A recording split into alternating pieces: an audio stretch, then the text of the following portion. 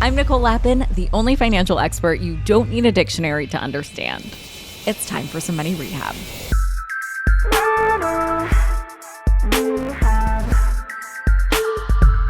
As we've seen home prices go up and up some more, you might be thinking to yourself, damn, how am I supposed to buy a house in this bananas market? And if you're like me, you might also have the thought, damn, how can I sell houses in this bananas market? Today, I'm talking to Polly Brindle, who is living that dream. Not only is she a real estate agent, but she's an agent on Selling the OC, the popular Selling Sunset spinoff on Netflix. Polly talks about how she became an agent. She spills the tea on season 2 of the show. And she also talks about how much she'd sell Barbie's Malibu DreamHouse for. Polly Brindle, welcome to Money Rehab. Thank you so much. I'm so happy to be here. You're just walking happiness. Like it's happy to be around you. I'm happy. Oh, I love that. Yeah, I'm definitely a positive Polly. I think that's my I feel like that's with my a vibe. name like that, it works. Yeah, there's not many of us. There's not many of us. You're one of a kind. You're also one of a kind on the new season of Selling the OC. I mean, how many sellings are there going to be? How many cities are we going to? I don't actually know. So season 2, obviously, Jason and Brett Oppenheim founded the Oppenheim Group in LA on Sunset Boulevard, I think probably 10 years ago now. And they got the opportunity to have a reality show based on a few of the people working in that office to huge success. Obviously, I don't know, whether you've heard Selling Sunset. It's a huge kind of phenomenon in the reality TV world. They're killing it. They've killed it for the last 10 years, and they decided to expand and move to open up a new office in Orange County, which enter us rabble riffraff. I mean, I don't even know how many Real Housewives franchises there are, but every time they announce a new city, I'm like, really? Right. We need another one there? I mean, there's a couple of people in the office that I wouldn't mind if Jason shipped them out to another city, I wouldn't be mad if a couple of people left and headed up a new office somewhere. I don't know. Is it hard to become part of the group? Like, what's the process? I actually have quite a wild story of how I've ended up here. We were chatting just before how I ended up even in OC. Obviously, I'm not American. I'm English. I came over to LA 12 years ago. I was modeling, acting. I was married at the time to a British guy. We moved over here together. He was piggybacking on my visa. Yeah, that was my kind of first financial boo-boo, even getting married, whatever. But yeah, my divorce lasted 4 years. It was really difficult for me financially, emotionally. And when the pandemic hit in 2020, I overnight lost all 3 of my jobs that I had. I was bartending, I was modeling, I was doing a ton of different stuff just to pay rent. And I was just like, I'm done with LA. I'm done. I am going to get my real estate license. I'm going to have a normal career. Moved down to Orange County because I knew that I wanted to get into real estate, and Orange County, it's luxury real estate. If I'm going to do something, I'm going to try and start at the top. And okay. I mean, I grew up in Orange County. It's not all luxury. I didn't grow up in a luxurious area. Right. But the Newport, Laguna. Yes. Yeah. In my head, I was like, okay, I want to join a luxury brokerage. LA for me, where I was in Hollywood, I was 35, single, and I'm just like, I'm done. I'm done with LA, I'm done with Hollywood, I'm done with dating Hollywood douchebags. I'm going to move down to the OC and have a normal life and get a normal OC douchebags. Well, yes. Now I see that they're just the same. But yeah, so I moved down to OC, started studying for my license, and it was an online course because it was still COVID, so there was no in-person classes going on. And yeah, a couple of weeks after I started my course, I saw our now office boarded up, and it said the Oppenheim Group coming soon. And a light bulb went off in my brain. I was like, ding, oh, I've heard of the Oppenheim Group. I know it's a luxury brokerage, and this is perfect. I'll work there. I'm studying for my real estate license. Obviously, the bosses are going to be building out their team. So I cold emailed Jason from the Oppenheim Group's website and introduced myself. And was like, I obviously respect you hugely as an entrepreneur, businessman. I see your expansion. I want to be involved, whether that's a receptionist, an assistant. I am learning this business and I want to be good at this job. So you just heard the name because you had heard it somewhere. Yes. In England, the Selling Sunset is wildly popular. And so I'm like, okay, like I've heard of the Oppenheim group. So yeah, I just cold emailed him, and knowing him now, it's insane that he even replied. He replied within 20 minutes being like, yeah, I'm down in OC tomorrow checking on the construction of the new office. So why don't we meet and have a chat? That was my first year, 2 years, 2021 into this job. And it was insane. Like the real estate market for a new agent, I'd do an open house, I'd get 40 offers, all contingencies removed, and it would go above asking, and I'd sell places in a day or two. Because interest rates were still so low. Right. That is not the case now. It is. It's kind of flip-flopped a little, but yeah, that was my first 6 months into real estate. And I actually met Jason that day and basically hired me. Before you had your license? Yes, he knew I was studying, which for him, building out your team, I didn't have any bad habits learned from someone else. I was like a sponge. He saw that I was very serious about being a realtor and being a good realtor. He saw, obviously I've got an accent. I used to model, And you're stunning. I feel like that's the prerequisite to work there. You have to be stunning. It doesn't hurt. It doesn't hurt to, not be a munter. What's that? Is that a British term? Yeah. It's kind of like the Abercrombie of brokerages for sure, which I'm here for it. You certainly are. So he hired you before you had a license, but you went through the process. You passed the first time? Yes, passed the first time. So I got hired alongside another agent, Justin Itzen, who's not on the show, but he is one of the top producers in our OC office. We met. So there are people that are not on the yes, show. Okay. There is probably 25 or 30 agents down in the OC office, and there's 10, 11, 12, 13 of us on the cast. So it's not everybody in the office is on the show, but yeah, so Justin, he was an agent for the last 10 years. He was moving brokerages to the Oppenheim group.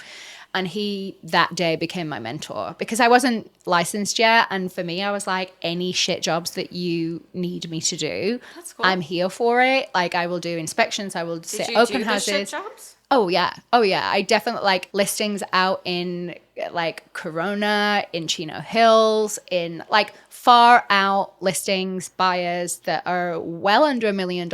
I would go and do those deals because I wanted to learn, and I didn't have my book of business yet. So as a new agent, it's really important to obviously learn the business, and passing the test is one thing, right? You learn how to pass the test, but you really learn the business on the job. That's like all the financial certifications yeah, too. Like I never wanted to be in a white box having to clock in at 8 a.m. and leave at 6 p.m. Like being a realtor is definitely my, with the show. Well, I had no idea about the show. So it was only, like 2 or 3 weeks later, Jason was like, why is your Instagram private?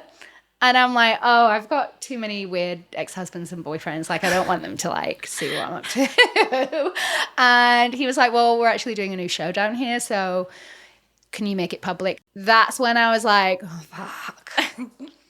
I'm going to be on this show. Quiet life. Yeah. As soon as Jason said that, I knew I'd end up on the show because I have an accent. I am a new agent.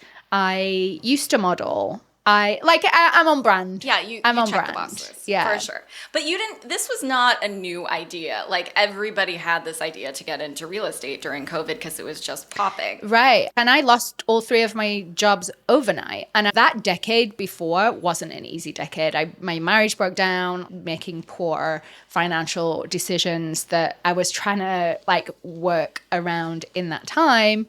And yeah, real estate for me was something that's like, oh, if everything goes wrong, I'll get my real estate license. It's kind of a joke that it's like, has-been models, what can they do? Be a realtor. Well, lots of people wanted to be a realtor during that time. Do you have advice? We have listeners who've asked us about this because the housing market was just like the lines I saw were around the block. I was like, what are they giving away at this open house? I know. And honestly, in those open houses, you didn't even have to have the cookies and the champagne and the whatever. Like you didn't have to, it was wild. And I think a lot of people got their license at that time because it was so easy, and the amount of money that you can make is insane for relatively low commitment in terms of like education, licenses. You know, you have to get your real estate license, which is not an easy exam. There's a lot of law, there's a lot of finance, there's a lot of, you know, ethics. But once you got your license, you need to have your license hung with a brokerage, but you can kind of go it alone and kind of figure it out, which is something that I never wanted to do. I always wanted to have my mentor on every single deal with me because I want my clients to have 10 years of experience. Like, I don't want to fake it until I make it with somebody's largest financial investment that they're making. I'm not going to pretend that I've been doing this 10 years. I haven't. Is that the advice you would give to people thinking Find a mentor. Find a mentor. And I was in a very lucky situation that there wasn't really anything else going on because it was COVID. But if there was, I would have still had my side job. I would have kept another job as well whilst I transitioned, learned, started building my book of business, which takes kind of 6 months a year. Did you have savings that you were living on? I didn't. I had a lot of debt. And I was kind of chasing my tail on that. And I very much was head in the sand about that for years. Like, I was making all of the hideous financial mistakes that you probably see and advise against. I had 3 maxed credit cards and I was like barely paying the minimum each month for years. Like 4 years. And then it just increased over COVID because you weren't they were all maxed. So I was just like, okay, well, I'm kind of fucked. And it was kind of like, wow, this is like, it was one thing after another. Like, my marriage broke down, and then I moved in with a boyfriend 18 months later, and then he left me homeless, and like the divorce was still, like, it was just bad. And so I was like, I don't know how I'm still here, but I'll make it work. I'll figure it out.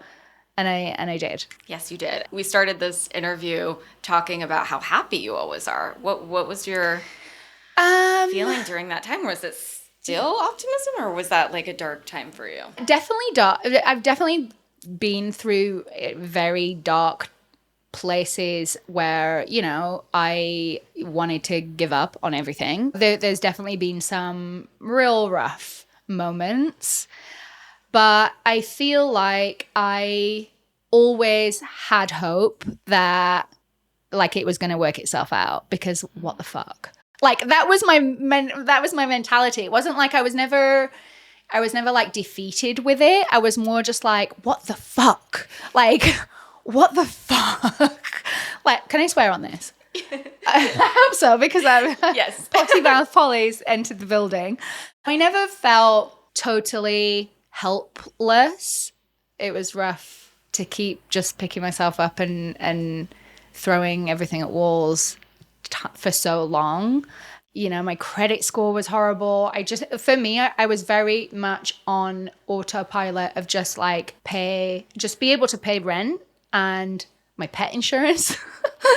And let's talk about that. You prioritize pet insurance? Yes. My dog has had pet insurance for 11 years, and I probably went without health insurance for 7 of those years. I'd rather him have the health insurance than... It's paid off. I usually advise against pet insurance because it doesn't I know, work but out. Now it's like, I don't want to jinx it. And now it goes up, and now he's 11. And so I'm paying like $160 a month, and I've never used it. Do you have health insurance? I do, yeah. Okay, good. Yeah. So it's not like you're prioritizing. No.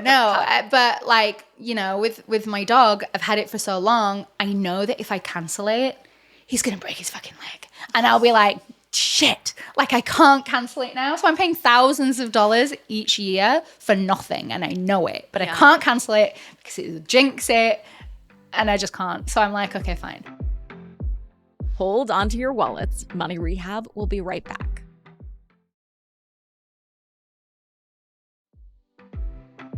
And now for some more Money Rehab. So you had these mentors that kind of acted as like your sponsors on deals. Right. Well, Justin, I only have one. Obviously, Jason is always at the other end of the phone if I need help with anything. But you do your own deals now. Right. Yes. Yeah. So I got licensed in July 2021, and I did my first deal, like my clients, in the November, which it takes a while. So even that was relatively quick, but I met that. Actually, that was an ex-boyfriend that was your first customer? Yes. Or do you call it client? Yes, Customer? client. Client. Yeah. Yeah. So That was your first client? yes, my ex-boyfriend was my first client up in LA. Okay, so you didn't have all douchebags. No, only a couple. Only a couple. So I'm friends and very close with all of the others. Listen, when you're starting out your book, you're going to have to go to your friends. You're going to go to people you already know. Yeah. Otherwise, like, how do you start? Yeah, and the kind of Hollywood douchebags that I dated were rich. So, I mean, if they, I can help them out, and they're buying investment properties at $1, $2, $3 million. Like, oh, I can help you with that. Can you paint the picture of the real estate market in Orange County right now? Nationwide, it is very different to a very specific niche that I am currently in Orange County, Newport Beach. It is always going to be an incredibly desirable location to live. It's beautiful, it's clean, it's safe, it's close to LA. It has a major airport. Exactly. Yeah. It's always going to be a desirable market, which is part of the reason why I moved there, because I knew that I wanted this to be my career, and I didn't want to move to the, buttfuck of nowhere that, like, yeah, rent's going to be cheaper, but also business isn't going to be as good.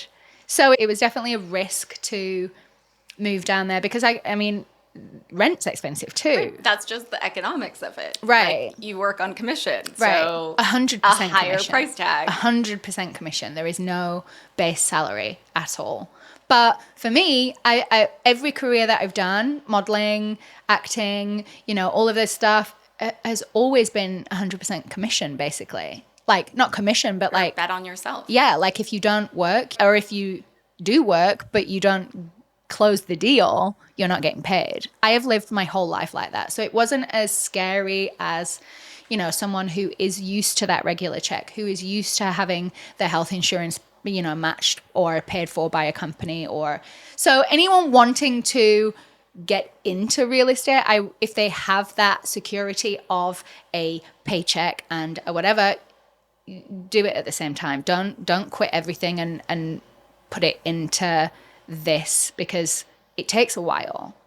I read that you sold a $2.7 million property on selling OC. Yes. So that was season 1, and that was on Balboa Island down in Newport. It was in the first 5 transactions that I did, and it was a complete piece of shit. And it was $2.7 million. It was absolutely disgusting. It was the worst property that the selling franchise have ever shown. And I sold it for $2.7 million. And I don't care. I will sell a piece of shit. like I will sell it, and I'll do a really good job. Who cares if the check clears? Right. And actually, a fun story. So we've just wrapped season 3. We shot season 2 and 3 back to back. Season 3, we actually revisit that home, because the agent that represented the buyer for that is he works in our office, Gio. So me and Gio actually go back season 3 and revisit Pearl, and it's incredible the transformation that Shelley Starr, who bought it, she's an interior designer. Like, I love it when people buy stuff, add a lot of value, add their personality, and don't just sell it for the profit. Like, she loves it. So what was the commission on the 2.7? It varies for each one. That was a specific one because the seller of that property, we actually did like 3 or 4 deals within the same owner. So, usually we go out at 5.5, 6% commission. So that's split between the buy side and the sell side. So carry the one. What is that? So we have $135,000 for 5%. So 70 grand. Nice payday for sure. Like, So not what only did you do with the money? You paid off the debt? Yeah, paid off debt and got a new car. And okay, sister. Yeah, I am renting right now, and I'm going to buy my first place next year, which is wild that, 2.5 years ago I was fucked. And yeah, you're thriving. It's kind of wild. But yeah, I'm like, yes, thank you. What is some advice? Have you had to duke it out getting your clients' properties in this competitive market? Yes. So if you're buying a home, 60, 90 days, No big purchases. do not buy anything big. Nothing out of the ordinary of what you would do, because if you're financing it, the banks, of course, are going to look into, can you afford it? Can you afford it? I definitely advise not to making any big purchases, even like an expensive holiday. Just hold off until that. If you're thinking about purchasing a home, have kind of your ducks in a row and get that pre-approval before you start looking, because the market down in OC is still really hot. When you see something that you want to jump on, you've got to be ready to go. Yeah. So you want that pre-approval letter from whatever mortgage lender or financing option that you choose. And all of that just makes it easier for the agent who is representing the listing to show that you are organized, you are, on top of Serious. it, that you are serious, that you are good to go. She will throw down for you.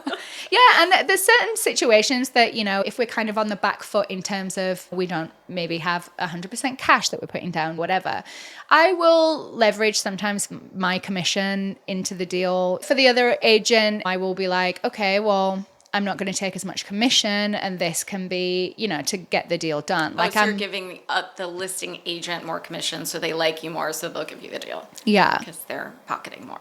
Right.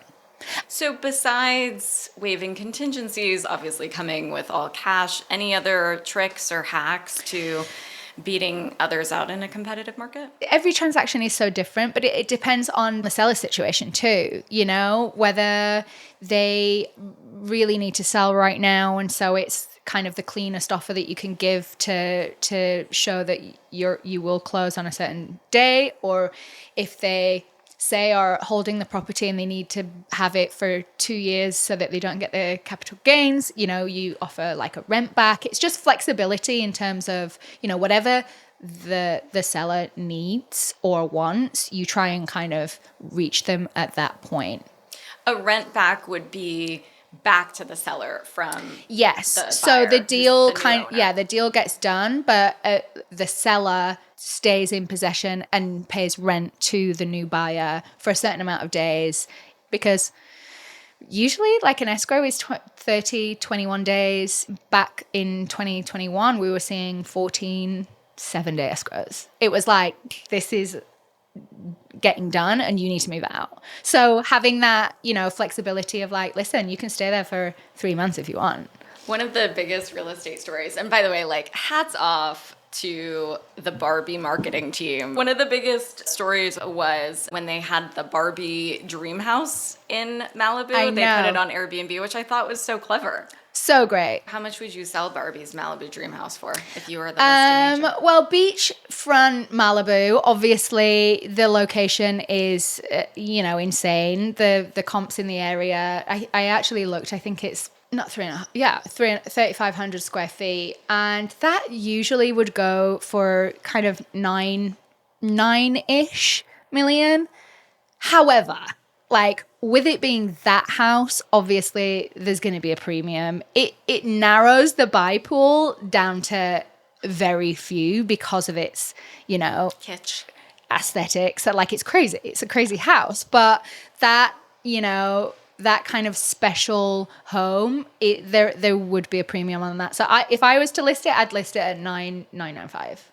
Just under 10 mil, if you've got a spare $10 million floating around, and it's definitely a fun house. It's a fun house. And you can Airbnb it out. It actually might be a good investment, because Barbie has been around for what, 50, 75, 100 years. Like, how old's Barbie? Forever. Yeah, so it's like, that's not going to go away. So, as a kitsch kind of thing that's always going to be around. So the new season of Selling the OC is probably out. It's probably out. Me and 5 of the cast members, we are going to Palm Springs for a week. We are holing up in a mega mansion in Palm Springs. Okay. And we are in doing viewing party. Well, not party, but just like stay in a little bubble for a minute, because that first couple of weeks is so loud and it goes to 250 countries. It's mental for good and bad reasons. So we're just kind of staying in our little bubble for a week and just being like, okay, like let's face the music when we're home. Let's just enjoy this. You know, when season 1 came out, it was very much our first rodeo. We didn't know what Selling the OC's vibe was going to be. We didn't know how it was going to be received. Obviously, we're riding on the back of Selling Sunset's huge success. So we knew it was going to be loud. So yeah, it was wild. Season 1, that it was just so loud and it was global. So it was like 24/7 for a good few weeks, and it was just overwhelming in good ways and in bad.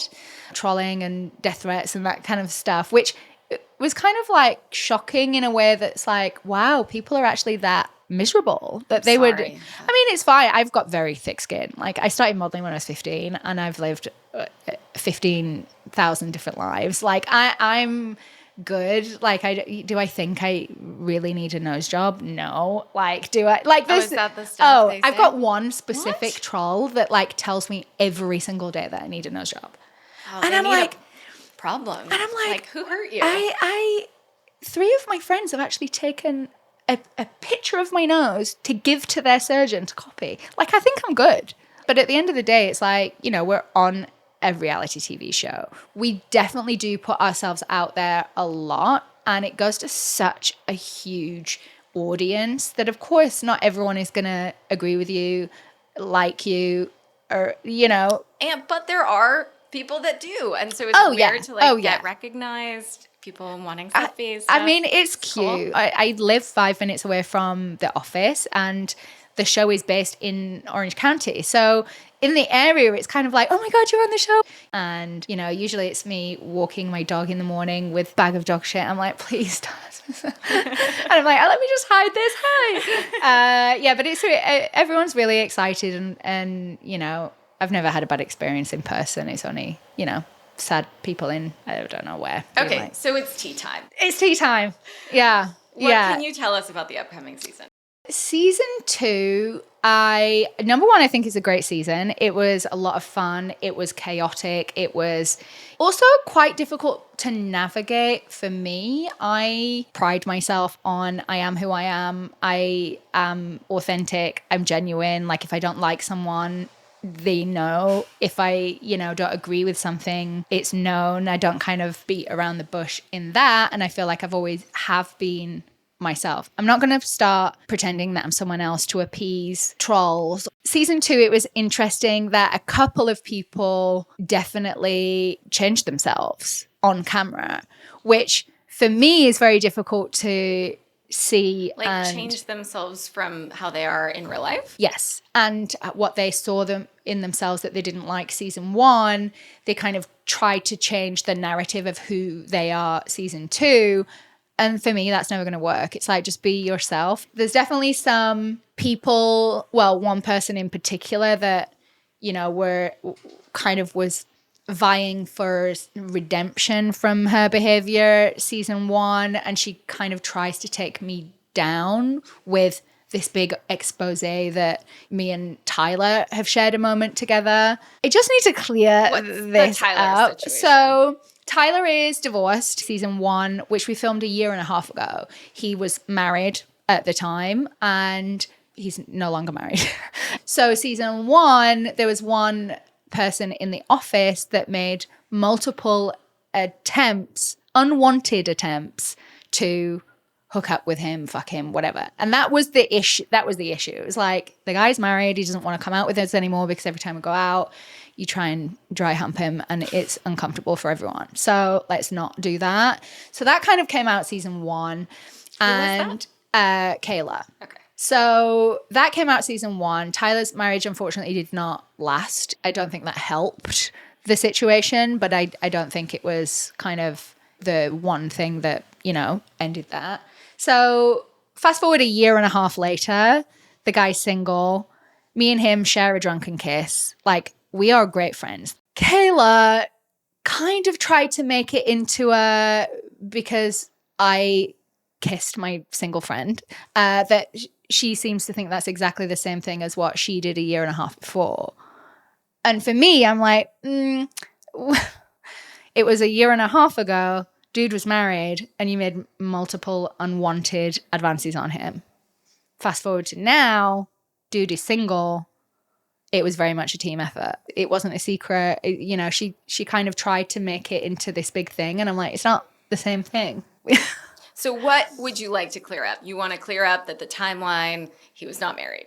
Yeah, he was single, and certain things are said season 2 from her mouth that it was more than a kiss. It wasn't. And even if it was, I would own it. But absolutely not. It was a drunk. Knowing you, even just for this short time, I have no doubt you will own it. It was a drunken kiss, and it was like, yeah, people in the office knew, and it wasn't a secret. And her trying to make it into the same thing as what she did a year and a half ago, very different.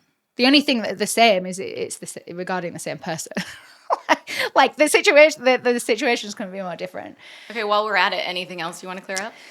I might do a thing on my social media just putting like side by side like what people say and actually what is like happened. But there's another person that has an issue with, apparently we were topless in a jacuzzi with the guys. We weren't. It like cuts to us in the jacuzzi in bikini. I'm like, what? How is that? Where did you get that from? So just certain things that I'm like, always bikinis on in the hot tub. Yes. Yeah. Oh, we weren't even in the hot tub because it wasn't even hot. We had our ankles in it. I'm like, babe, like, really? You said in the beginning of this interview that you would excommunicate somebody to a foreign office from the cast. Yeah, there's a couple of people, and maybe not foreign, but just like East Coast would be fine. There's another woman in the office that we historically have just never got on. We're like oil and water, chalk and cheese. She wasn't originally cast on the show when I first met her, and she made it very clear that she wanted nothing to do with me. I'm friendly as anything to everyone who I meet until I have reason not to like them, and then I'm kind of done. I'm like, yeah, well, fuck you. So she ended up getting herself on the show, and I feel like season 2, she definitely, a few of her skeletons are revealed in her. She's kind of this like Stepford wife, fembotty, like very cold person who alludes to the fact that she's holier than thou. Like everyone else is just really unprofessional because we like to have fun as well as work hard. And yeah, it turns out that there's a few things that kind of don't really make sense of that look, which for me, I'm like, just own it. Like I'd like you more if owned these sides of you. If you pretend that you're, kind of God's gift and that you've never stepped a foot wrong in your life, the only way is down. People fuck up, people make mistakes, people do like stupid stuff and still can be very professional and be very good at their job. Well, I think you're on the up, sister. Oh, well, I was going through numbers with my mentor yesterday, and we've closed 48 million in listings this year. Amazing. Well, in sales. Awesome. So listings and buyers. And, we've got 27 million in active and coming soon listings. We end our episodes with a tip that listeners can take straight to the bank. So would you tell your former self something about investing, saving, financial anxiety? On your way to the bank, leave the shame at the door. Like what's happened has happened, and there's no point. It only makes it worse if you bury your head in the sand, if you're not honest with yourself about your situation. As long as you're honest with yourself and you don't kind of bury your head in the sand, you've got to be real. Money Rehab is a production of Money News Network. I'm your host, Nicole Lappin. Money Rehab's executive producer is Morgan Lavoie. Our researcher is Emily Holmes. Do you need some money rehab? And let's be honest, we all do. So email us your money questions, moneyrehab@moneynewsnetwork.com, to potentially have your questions answered on the show or even have a one-on-one intervention with me. And follow us on Instagram @moneynews and TikTok @moneynewsnetwork for exclusive video content. And lastly, thank you. No, seriously, thank you.